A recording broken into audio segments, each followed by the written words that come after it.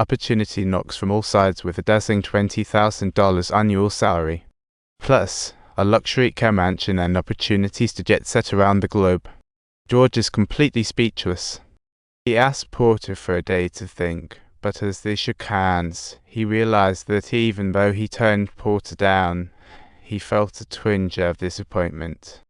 With dreams of world travel crashing down, he and his wife squeezed into their old house. He couldn't help but ask Mary why she chose him.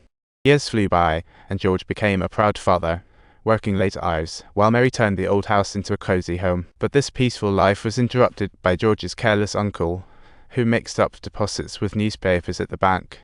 After carelessly handing it out, he totally forgot where he put the cash, and Porter quickly seized this as a chance to nail George. It so happened it was the bank's audit day, and he handed the money to George, a tragicomedy in action. This incident bottled up George's negative emotions. His once lively kid suddenly felt a bit annoying. So he kicked over the bookshelf, as if this event was a painful memory on repeat.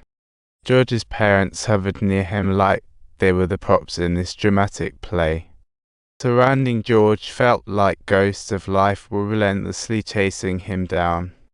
He finally blew up at his family. This was indeed his very first emotional outburst ever. Seeing his family's innocent eyes, the oppressive atmosphere pushed him out the door, and Mary quickly dialed the company as George found himself in dire straits. He had no choice but to grovel to Porter for a loan, conveniently leaving out Uncle's antics. He mortgaged a no-name insurance policy, worth a measly $500, nowhere near enough for Porter's lavish tastes.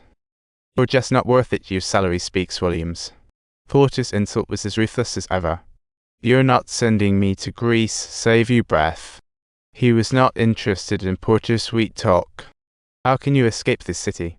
He teased Porter, knowing there was no way out. Everything was just too unexpected. But Porter seized the opportunity and firmly said, "Living near money? That's just survival."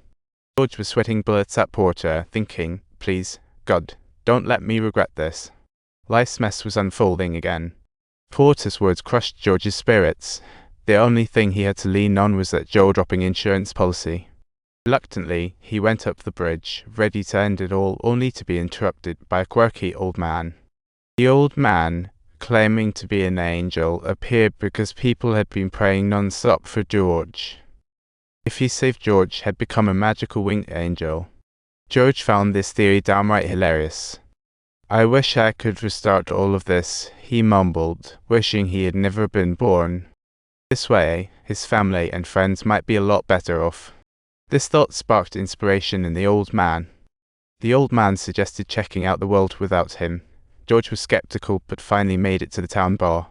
He realized he was completely a stranger in everyone else's eyes, and this left him in disbelief. The old boss from his childhood drugstore job was there, but now an alcoholic. Life's a joke. This world fell apart without George's presence, showing how unpredictable cities can be. Once bustling, the streets had now turned into Porter Town.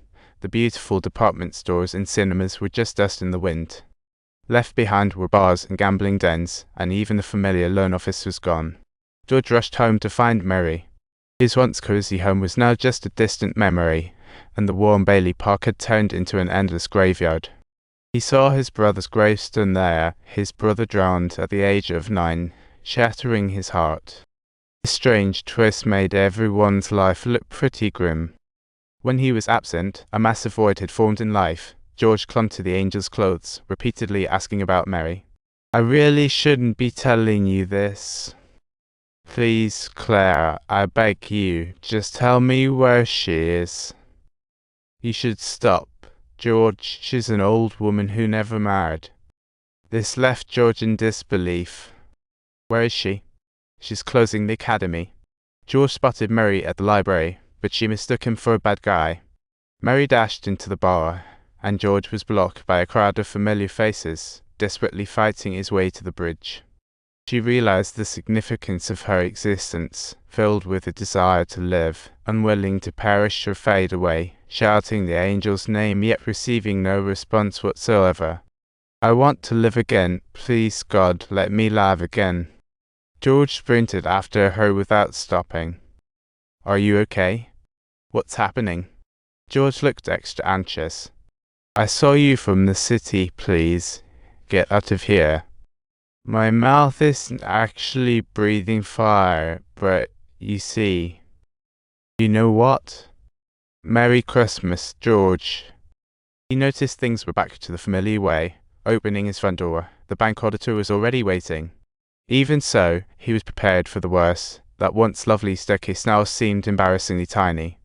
Mary returned with a special Christmas gift for George, calling to the neighbors, "Come on in."